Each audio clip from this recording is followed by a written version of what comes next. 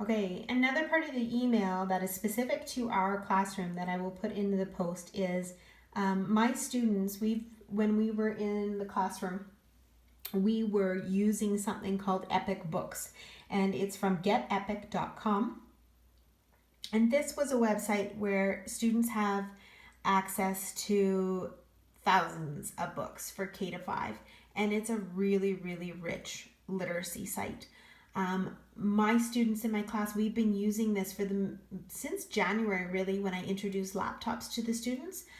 So there are some ways that they are already familiar with this site, and I want to show it to you.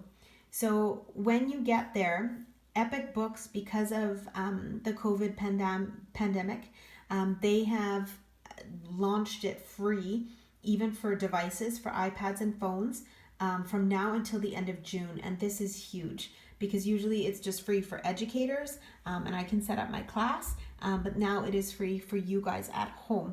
So I'm going to show you the way that the students can log in, and you can still use our class code if you choose to sign up for the free account from now until June.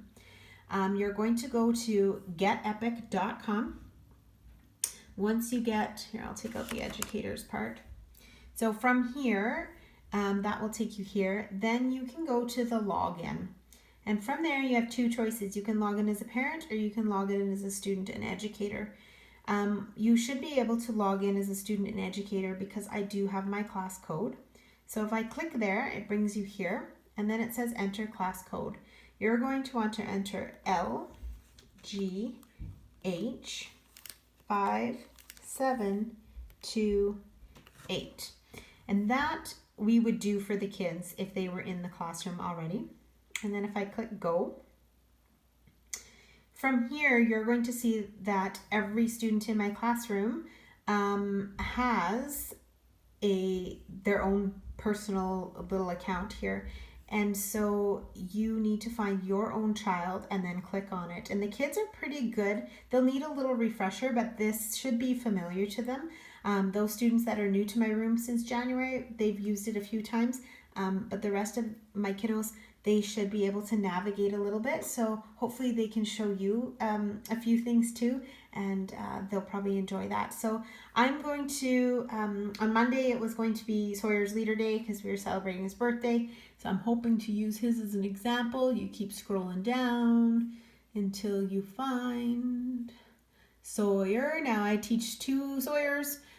So then I would click on, I'm just going to use Sawyer P because it was his morning leader day.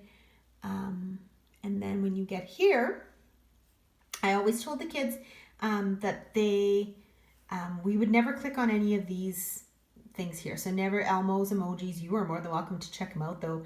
Animal Rescue Friends. What they are familiar with is their mailbox. So have the student show you where their mailbox is. That's going to be up here. So when you click there, if there's new mail, it will show up here. So there's some new mail here. And then you can see that there are different sets of books that I have dropped in that the students can use as a read to me book. And we have different,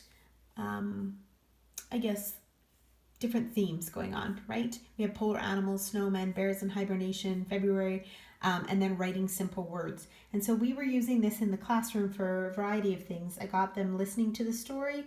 I had them in their writing book. If you have the writing book at home, you can open up to a new blank page and the students would be writing simple words. So they would go in here and they would choose an animal or something that was something of interest to them. They would listen to the book. So let's pretend that I pick hamsters maybe. They would then listen to the book. Once they've gotten or finished the book, the students know to go back to the beginning, so you can show them to click back here. And then they go through to find their favorite picture. And when they find their favorite picture after listening to the story, then they could try drawing that picture and choosing a few words to write. So they'll need some help with that. They could put hamsters, so they could title, just put the word hamsters on their page. If they wanted to challenge themselves and write a full sentence, they are more than welcome to, but they will need some adults to help them with this. But that is one little lesson that they are relatively familiar with, and they like going through there. Now, since you have access to this at home, I will be putting, as the weeks go on, I will be putting different themed books in there as we work through. So always check the mailbox. But I encourage you to, if you want to go back to the very beginning, where it has some of these wonderful book and stories here, you can search all the audiobooks here or the Read to Me's. The audiobooks are a little different. They're usually for the upper grades, where they have like a short novel that they can listen to, but the Read to Me's go along story by story, and then they also emphasize the words as they're going through it. So this is a fantastic site.